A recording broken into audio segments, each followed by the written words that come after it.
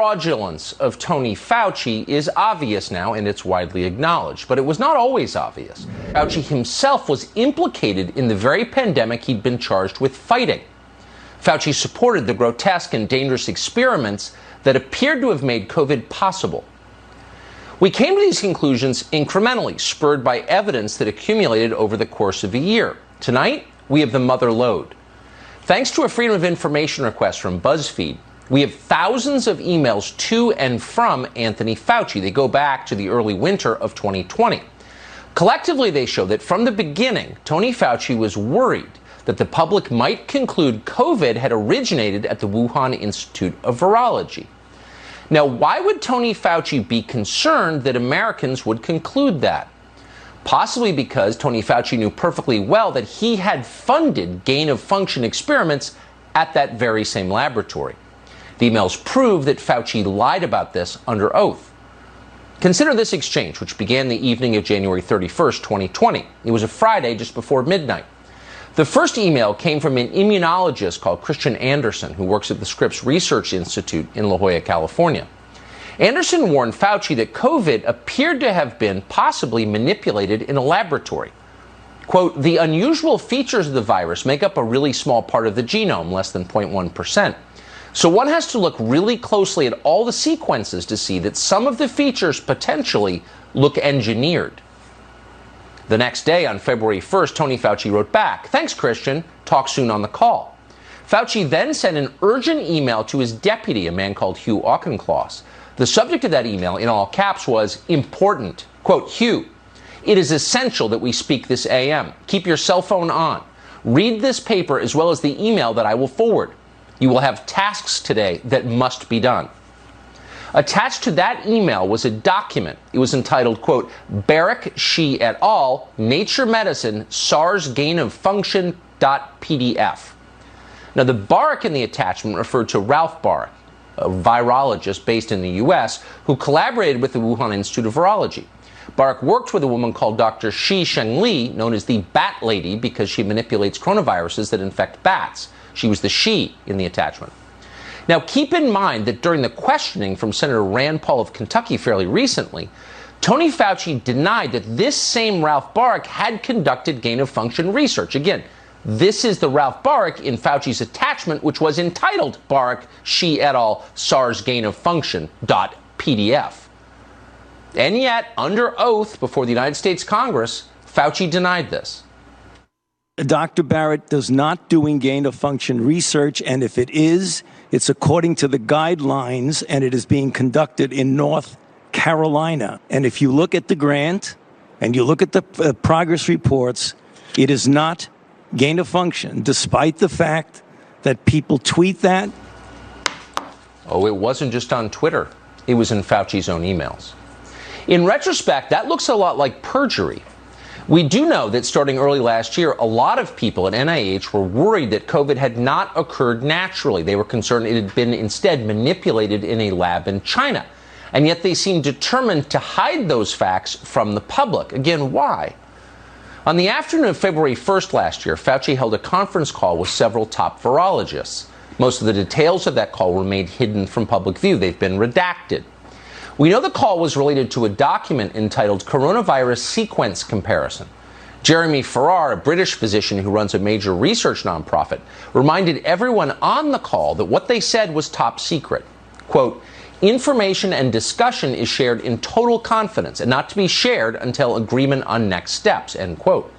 In other emails, Jeremy Farrar passed along an article from the website Zero Hedge.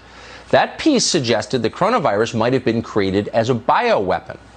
We now know that is a more plausible explanation than the one we believed at first and were told by the media, which is that corona came from a pangolin. And yet, for the crime of saying that out loud, a more plausible explanation, Zero Hedge was banned from social media platforms. Until recently, you were not allowed to suggest that COVID might be man-made. Why couldn't you suggest that? The fact checkers wouldn't allow it. Why wouldn't they? Because Tony Fauci assured the tech monopolies that the coronavirus could not have been man-made. And so the tech monopolies shut down the topic. Watch Fauci lie. A group of highly qualified evolutionary virologist looked at the sequences there and the sequences in bats as they evolve, and the mutations that it took to get to the point where it is now is totally consistent with a jump of a species from an animal to a human. That was April 17th, 2020, very shortly into the course of this pandemic. At that point, what Tony Fauci just asserted as known could not conclusively have been known. That was a lie. Tony Fauci suggested that he knew because top researchers had decided conclusively that this must have jumped naturally from an animal to a human being. But again, at that point, he could not have known that. That was dishonest.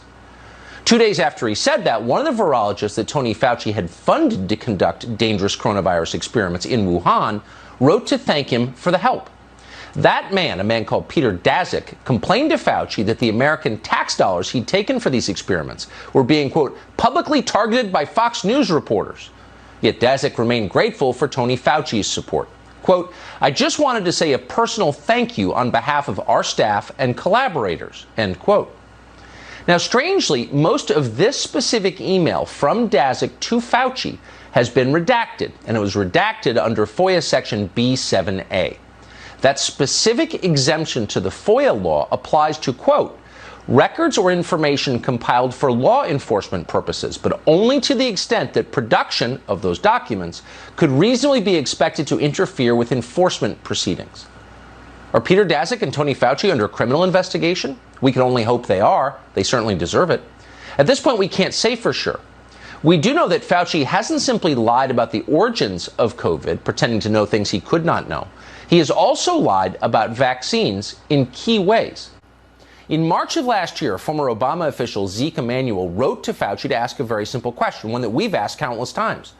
Are people who have recovered from COVID generally immune from getting infected with COVID once again? That applies to about 100 million Americans, so it's not a small question. Fauci's response, quote, no evidence in this regard, but you would assume that there would be substantial immunity post-infection.